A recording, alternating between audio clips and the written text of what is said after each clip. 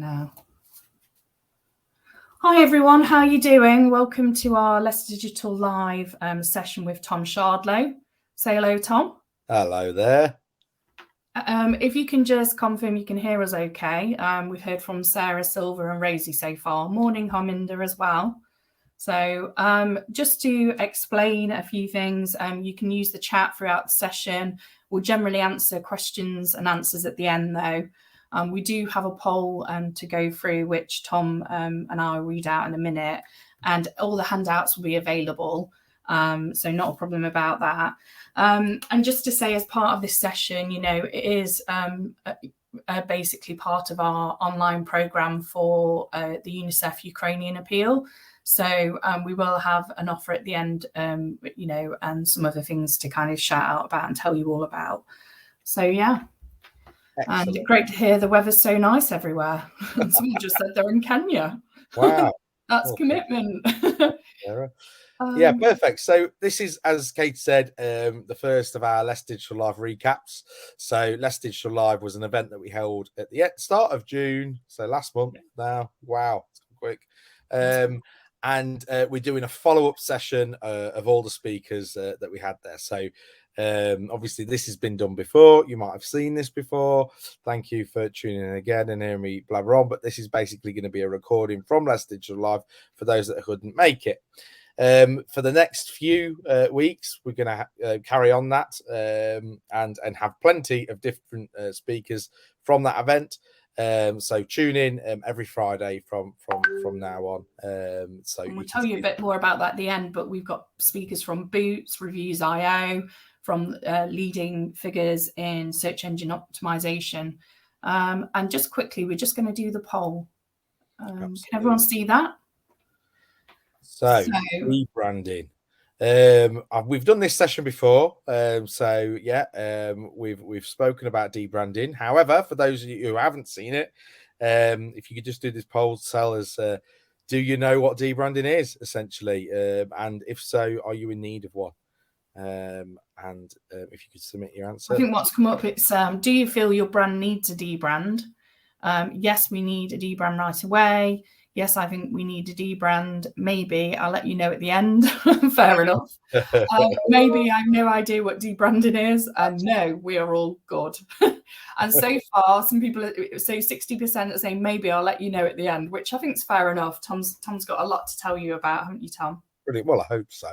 I mean, yeah, I hope it was covered in the recording. That's for sure. So what we're going to do is just go straight into it. It's a 25-minute recording from the day at Leicester Digital Lab. There's a few questions at the end. What I'm going to do is share my screen and play that video for you. I'm going to be supporting the Q&A, just so everyone knows. Yes, so Katie will be on Q&A. While I'm sharing, I won't be able to see those questions. However, as I say, Katie will do it, and then we've got plenty of time at the end for me to answer anything that you might want to know. So without further ado, I'm just going to share my screen and play the event. There we go. Right, hopefully everybody can hear or see even, or both would be helpful. So I'm going to play this now, and I'll see you in 25 minutes.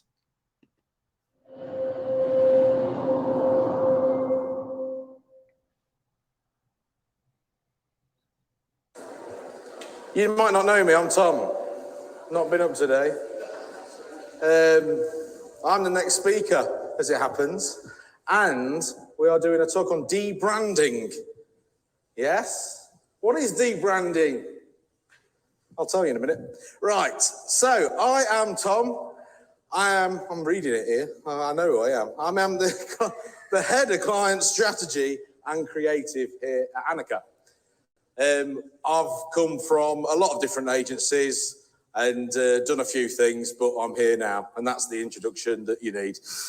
Right, so a simplified and clean visual presentation of your logo, potentially including the restoration of a previous logo from a simpler time, is apparently the explanation of what debranding is, but it doesn't really give us that much context. So why would you debrand, first of all, before you even know what it is? Why would you debrand? Well, it's to move away from negative connotations. Somebody might not enjoy your brand. You've seen it recently with the likes of, who are they called? Hermes. They are now called Every. Have you seen that? Yeah, because everyone hated Hermes because they just threw your packages at your door and ran off. They now do that under a new name, Every. Relaunch with a new product or service, that might be a reason to debrand. You know, you might have something new to say. Simplify a complex identity. I'll show you some examples of what they look like in a bit. Stand out more in a digital age. Now, that's the main focus of what we're talking about today in terms of debranding. Connect with your personal level. I think we've all heard about that today in terms of creating narratives and stories and believability. And that is the exciting part of debranding today. But how old is debranding? Any guesses? There was a first example in a particular year, but what year was that? I'll give you a clue. It was after 1985. Realistically, this is when the movement started. And it was 1995. And it was Nike. And they debranded just to a swoosh, because they can. It's Nike. We know that you all can't do that.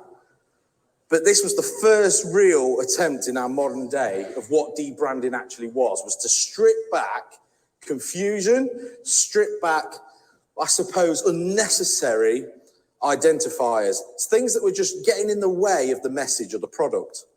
So they went to swoosh because it became much more streamlined for their sales. We had Shell in 99. Now, when I say the original debrander, this is it. Look at their logo in 1900. It didn't have any of the complexities of the name or anything like that. But in 99, Shell went that way. We all know McDonald's. Well, I do. And obviously they went down the route in 2006 themselves with just the golden arches. There was a time where everybody thought that Starbucks were just going to zoom in on the mermaid's face because it just kept zooming in and zooming in and zooming in. This is 2011. And Coca-Cola went down an even deeper debrand route of personalisation through debrand. Now, on a corporate level, that works amazing because you can do personalisation with a brand that we all know and love and a product that we all know because everybody knows who they are and we can go down that route. But they also start this bandwagon economy. And I think we heard this terminology earlier. And Coke triggered the way of personalisation through Debrand. And all of a sudden, we had a personalised Nutella. Who'd want that? Loads of people wanted it. We had Quality Street. This is the perfect in-law Christmas gift, by the way, and you can get it at Selfridges. Thank you. Personalised me in terms of Cadbury's, Marmite, M&M's, bloody beans, for Christ's sake, Lego, even Love Island bottles, and, you know, you can even get a famous grouse with your name on it. Toblerone, even Enid Blyton, and Disney, and Nando's, and even champagne. I mean, crikey. It triggers these bandwagon effects. So personalisation was the big D-brand bandwagon that was really happened recently. So why is this relevant? Well, today, the digital economy, where we've all had to be forced down this digital route, the pandemic ignited that trend. It made us all go a bit more digital than we wanted to, and it sped up that need. We are all wonderful data miners because of it. And what we mean by that is we make these split-second decisions now within our digital lives. We all know in an instant what's relevant to us and what isn't relevant to us in an instant. And it's basically the Tinder analogy of swipe right, swipe left. And in and amongst all of these messages on your social media feeds of here's my sister's new cat and my uncle's new baby, or whatever it may be, there might be an ad in there. And that ad has got to grab your attention at any given point. But we're used to these ads.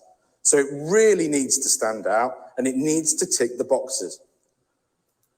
So we need these clear paths and these clean visuals That's what debranding is. It's stripping back the unnecessary aspects of a branded message because they're just getting in the way and you're going to scroll past.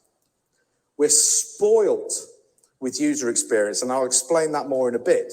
Through the pandemic, we all binged on Netflix and we all used Uber to get the takeaway. These guys haven't really got a product. They've got a user experience. Their marketing budget is their digital user experience. So they put everything into that, and their incredible user interface and user experience has made us kind of have to step up our game and try and compete with these guys. Digital attention is at an absolute premium, and it's all mobile first design. So your brand has to stand out back here on a little mobile phone screen. It really needs to be clear. And there's this thing called pixel pressure, where every single pixel has a value. So are you utilizing and using that to its best aspect? Because you're getting charged. If you're creating ads, you're getting charged. So is it doing its job? So it's not really the digital economy. It's actually the attention economy. And because of that, like I said earlier, we've got people like Netflix, Uber Eats, Airbnb. They don't really have a product themselves. They only have this user experience and this user interface. And because of that, we've gone through digital inflation. And what digital inflation was essentially computer software that allowed us to be a bit more experimental. It allowed us to add drop shadows. It allowed us to add filters because we literally could. We could open Photoshop and do this. We rounded corners, we added complex lighting, we added depth and bevels, but actually it's stripping it right back to more simplistic times again. We've gone through that. Our attention's not necessarily, doesn't need that anymore. The technology that allowed us to do that, we've realized, why are we doing this? We need to strip it right back again. So what we had, or have, is a logo. And before we used to go, make that logo bigger, because I need to see it more. Not anymore. We added boxes and gradients and filters and lines and drop shapes. Horrible, isn't it? So post-pandemic debranding came into play because of our digital economy and because of the place that we are and we needed to be, because these decisions were being made. So these decisions that I'm talking about in terms of this split second, does anybody hazard a guess how much time you've got for your ad to be seen and digested before the user scrolls past and goes on to the next thing, or they stay and read your message? How many seconds or how long? How long do you think? Any guesses? Half a second, if only. It's 0.125 seconds at the moment. That is it. 0.125 seconds you've got to grab their attention before they've moved on. So if you've got this complex, awful design of bevels and the clarity's gone. So your message is not standing out anytime at all. So people aren't, they're just going to scroll past you. So brands want to reconnect with their audience. They need a mobile first brand. They need to cut through this 0.125 second. They need to be relevant and it needs to be clean, because essentially that logo is no longer the important aspect. It's the message. It's the product that you're surrounding it. It's the website that you've got, the message that you've got. You don't want your logo and your brand to try and gain unnecessary attention, because nobody cares about that. They want to know about the message. They want to know what you're selling. They want to know what you're promoting.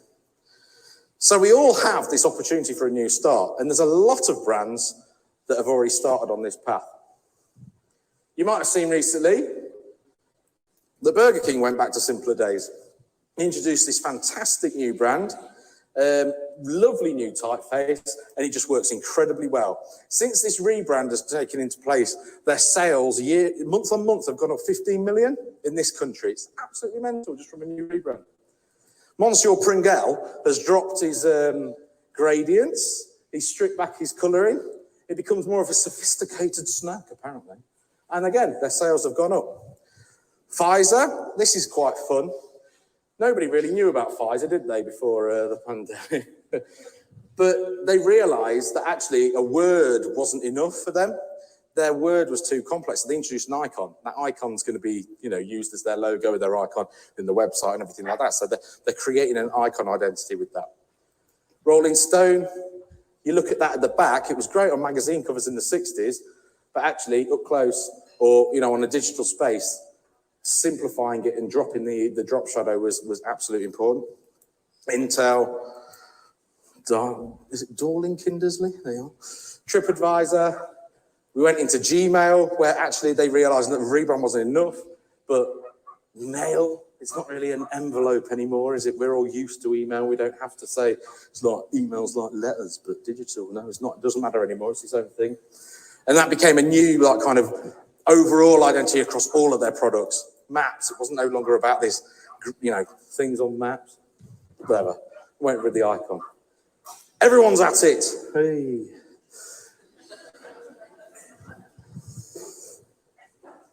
Dunkin' Donuts didn't need donuts anymore, apparently, because everybody knew what Dunkin' was. Weight Watchers become this new identity that was more, get rid of the negative connotations of weight. It was WW. This is what they've done now. Now, on top of this, you have this industry domino effect where one person does it, everybody starts to crack on. We've seen it with Coke and personalisation. Now, the biggest, arguably, one of the biggest changes in any industry recently is automotive. Obviously, with the new cleaner laws and the cleaner way and what have you, and the electronic vehicle craze. So automotive really kicked in, and they started going down this route, obviously with VW, then Renault, then Toyota, then Kia, then Nissan, then Peugeot, then everyone, even Rolls-Royce. There's a special mention to Rolls-Royce, obviously, in this room. I won't tell you what. Audi, Mini, BMW, Volvo, absolutely everybody. It just went, how do we keep up with these things? And they've all done it because they realize their digital economy is so valuable. They need to utilize their digital space better with a cleaner and fresher logo. We see it as well across sports. Recently, and you might not agree with these, these clubs have all gone down a Debrand route. They all went through this. They stripped it right back. You even see like the little black dress, so to speak, of Debrands, where the big fashion houses all of a sudden went from this to this. And how similar do they all look now? It's because they're letting their products and their color palettes and their visual identities do the talking for them. Don't let your logo, your complex logo like this, get in the way of beautiful experience. Because it's become bigger than the product. It's become that experience. And they encapsulate this, the fashion houses, very, very well. Also, there's brands that debrand for a bigger difference and a bigger message. The likes of Warner Brothers, for example.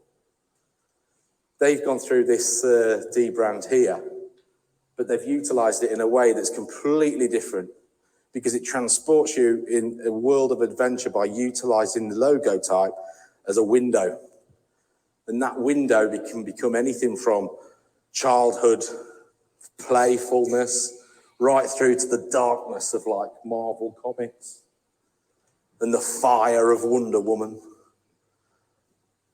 And they utilize that with just the shape now. So they've debranded that as a window of opportunity through. So they've allowed themselves to do the talking of their product through their brand, which is absolutely wonderful, isn't it? I think, anyway. So that is actually all.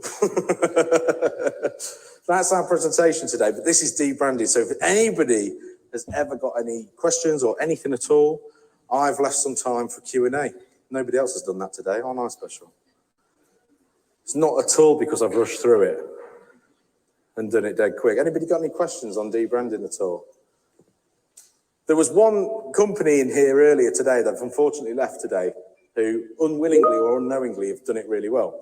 And it's Drop Dead Clothing based in Sheffield.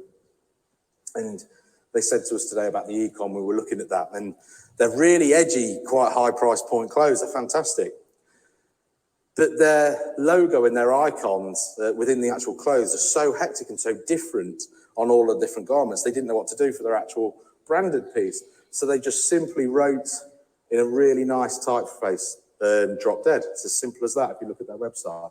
I was like, that's a really nice debrand exercise. They were like, what? I said, well, you should come at 3:30 and listen. And then that scared them and they left. But effectively, people are doing this unwillingly because they know that that's really important. They can't be complex. It needs to stand out like miles away. You don't have to be so extravagant with all of the actual logos and the systems. Take away the complexity of your identity and allow everything else to do the talking. As I say, your color palette, your narrative, essentially. Tell stories through your brand, but don't let the logo and the actual branding get in the way. I will also leave you with, it's not always the best way to go. Tropicana recently debranded, and their orange juice on the shelf lost £30 million a year later from debranding. And the reason for that was because actually they didn't run it through eye tracking technology with product on shelf. So debranding is very much a digital part of the journey, essentially. Products on shelves, it's very difficult. It's very difficult to do it because you need to be very aware, because it's that recognition, it's that subliminal recognition when you're walking down the aisles of the supermarket. So Tropicana didn't do themselves any favors, really, because they didn't do tracking. But they've corrected it now. But that was one negative aspect anyway. But yes. It's funny you should ask. Because actually, Annika really good at branding. Like probably one of the best. So we're really, really good at it. Yeah. Thanks for that, Ange. Yeah. Cheers. Sure. Yeah. Obviously, rebranding is quite an expensive exercise. Yes. I'm going to company that's recently done it, and it's boring. There's a lot of stuff out there. Absolutely. You've got to refine and change.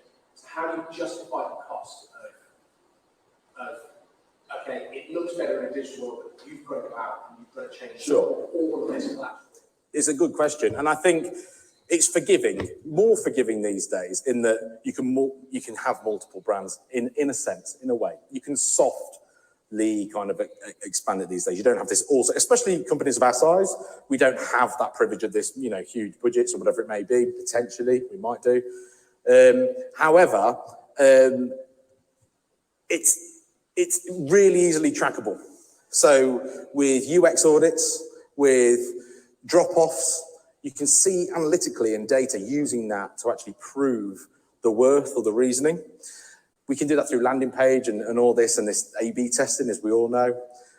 But we're utilizing this data. This isn't opinion. This is actually driven. This is data. So you're right. It's the reverse of Tropicana's quandary. It's showing what the conversion could be. It's showing how we change it. There was one project we did once. Sorry, it wasn't an Annika project. I've done this in a previous role. And it was with Sports Direct at Shirebrook. And we changed the colour of a button from blue to green. And we got a 5% uplift on sales. And that's data-driven, hot jar-based, whatever it may be, kind of conversion rates, essentially. It's the same thing. We can do that. We can prove it. We can do test results. And that's the beauty of digital.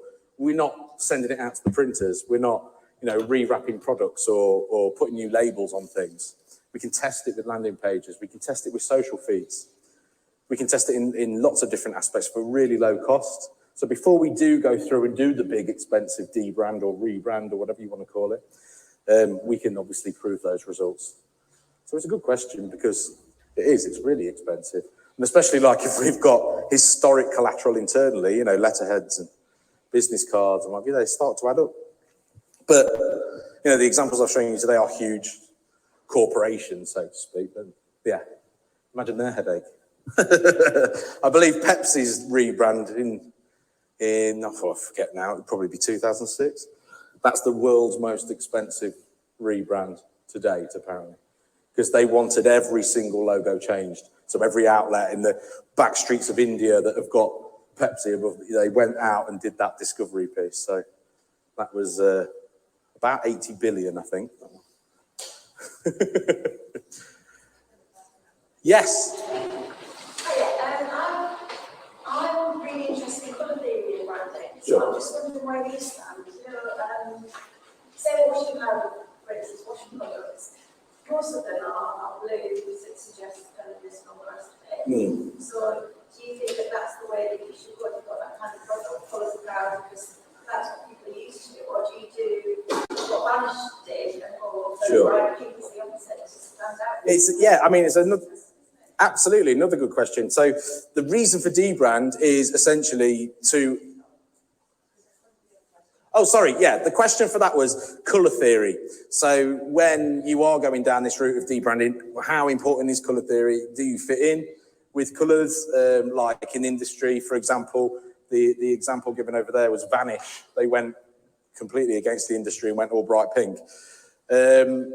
This is the reason why we debrand, is to test new colour theory and to allow that to speak louder. Colour's absolutely probably one of the most important aspects of any brand. We showed an automotive company in there. We were just having a conversation a minute ago about the colour choices there, and there's certain colours that one of those manufacturers chose was because of what those colours meant, I suppose. So there was very much a regal sense to the actual colour theory and the colour choices. It's really important. It's probably, as I say, we use colour in social media to stand out, block colour, and going against industry, you're absolutely right. It's there to stand out. You're there to get noticed. The one thing I'll keep going back to is this 0.125 seconds. That's a crazy amount of time. Not at all, the minimal time. There's also sonic branding. There's everything that's just this subliminal connotation that you can attribute to a brand or familiarize yourself with. Colour being one of them. We all know what Cadbury's purple is, for example. You don't actually need a logo on there. The colour itself will just do. Ferrari red, we all know those guys. But sonic branding as well, and haptic branding. So actually not just the voice, but the feel. So haptic noises on your iPhone now are becoming absolute. So it's the vibration essentially when something happens. So you unlock your phone, it'll do a little buzz. People have started going down haptic branding for that same reason, and just to stand out and be a bit more. So Intel, they've got a sound mark. McDonald's, I'm loving it. You all can all whistle that tune. They're going down this actual buzz of branding as well. So if you open up a McDonald's ad, they're testing it. They can actually make some vibrations in a kind of a ... dash kind of way. So everything is just as important. I don't know if I've answered your question, but exactly, yeah. And it's all data driven as well. So when you say about obviously colour being used in certain industries, yeah, it is for good reason. With the blue, the colour of business, for example, and all of these different things. So yeah, it's worth looking at that. Data speaks volume, obviously. That's me. Perfect.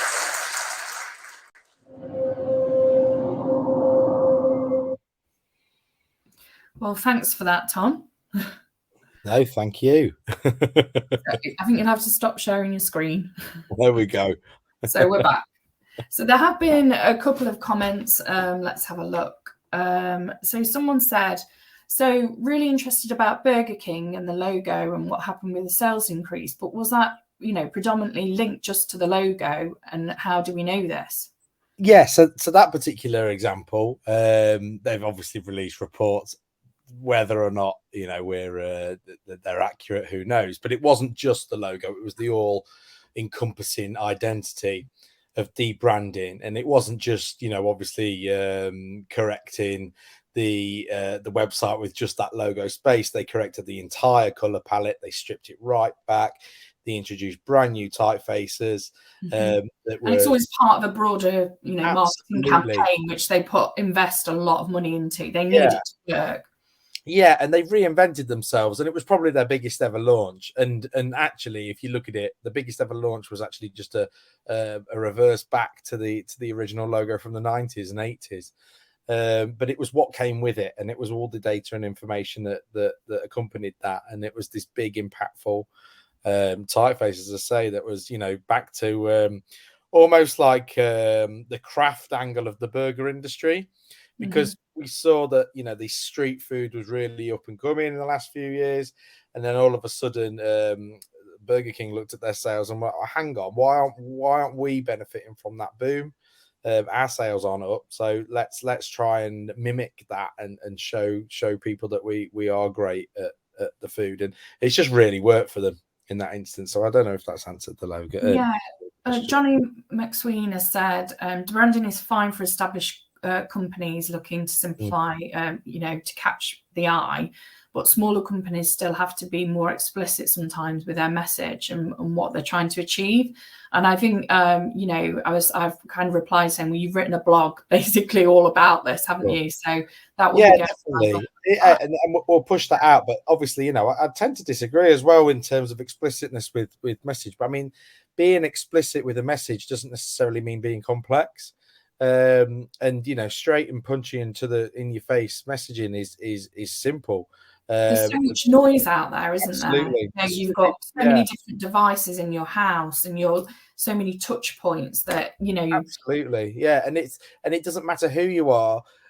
These tricks have to work.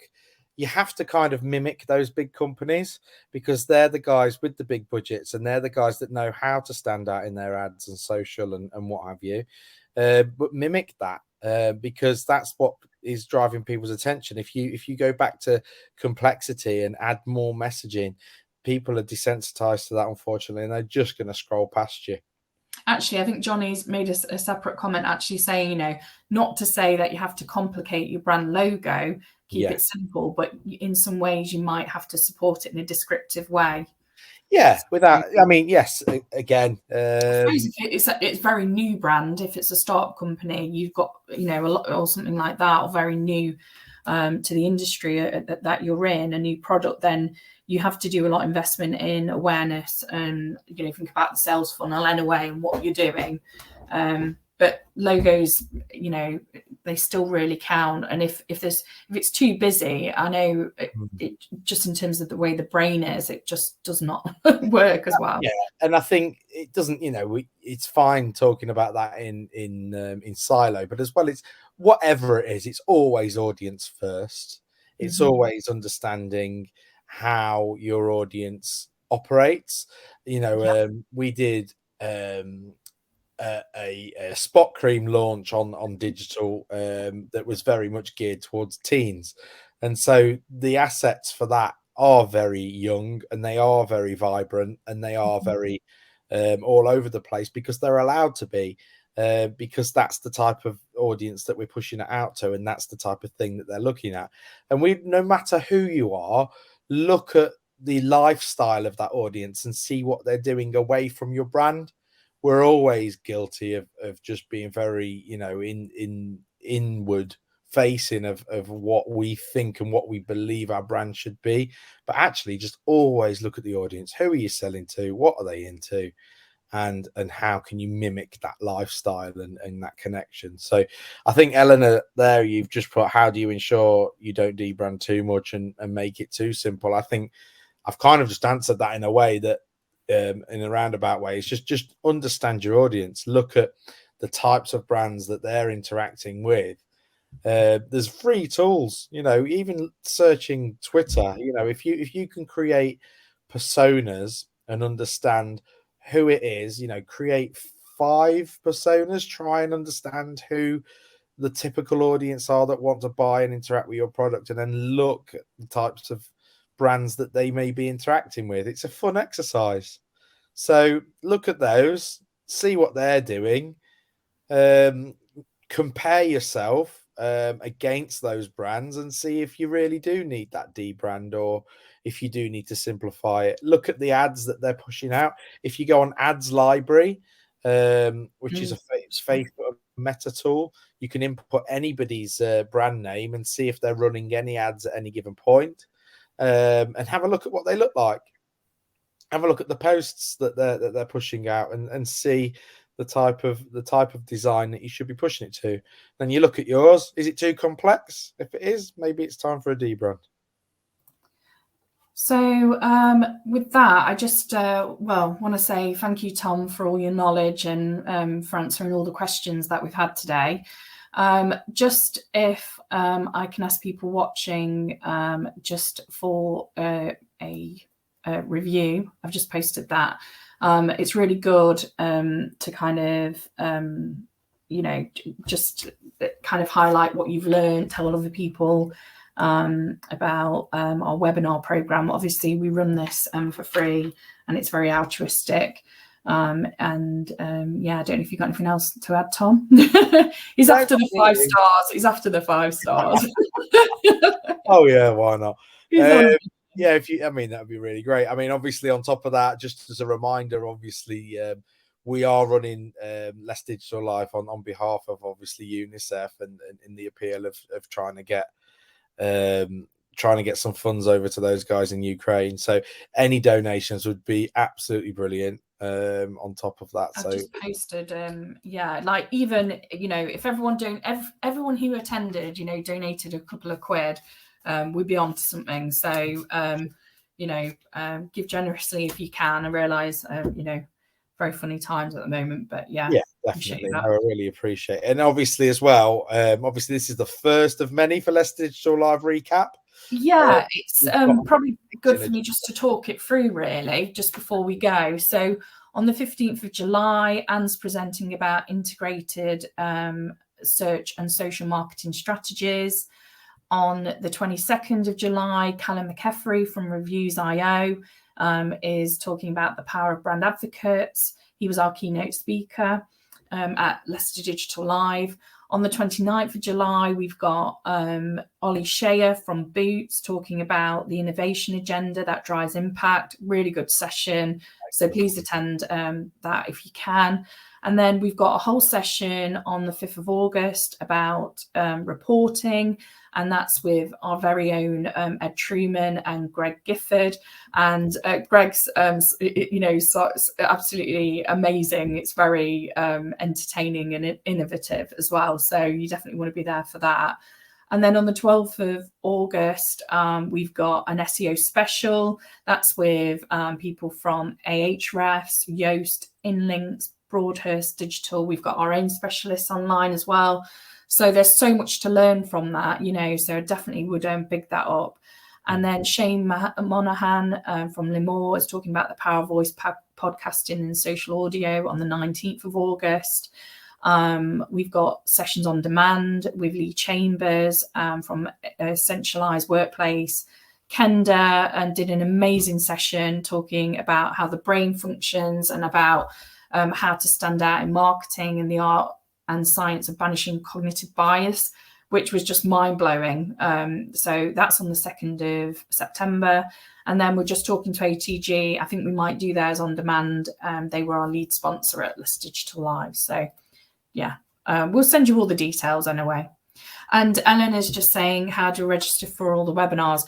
Well, we've got your details on here now. So as part of Big Marker, we'll just send you emails and reminder emails about the sessions that are coming up. So please don't worry, and also to any of the boot campers as well, all the information goes out on a weekly email and via Slack. So that's it really.